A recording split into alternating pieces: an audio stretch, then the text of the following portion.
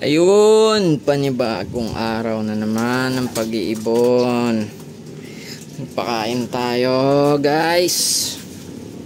Nakabili na pala tayo ng bagong patuka. Ayan, lagay ng patuka.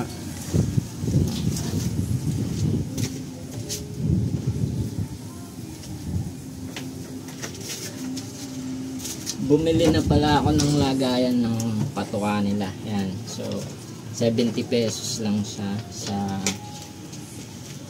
poultry supply.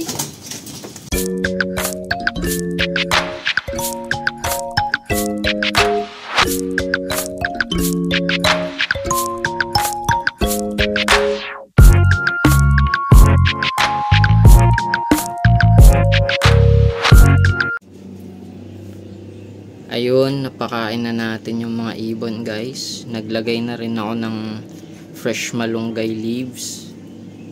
At saka dito sa barako, nilagyan ko rin sila. Napalitan na rin natin yung tubig.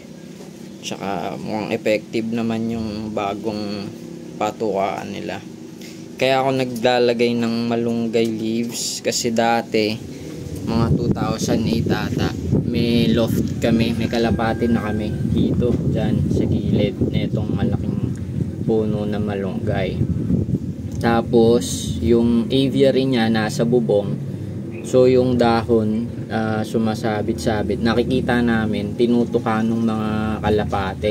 Kaya simula nun nagbibigay na kami ng dahon na malunggay. Ngayon kasi 'di ba parang malunggay powder yung supplement din. Ito, fresh malunggay leaves. Yan. Yan.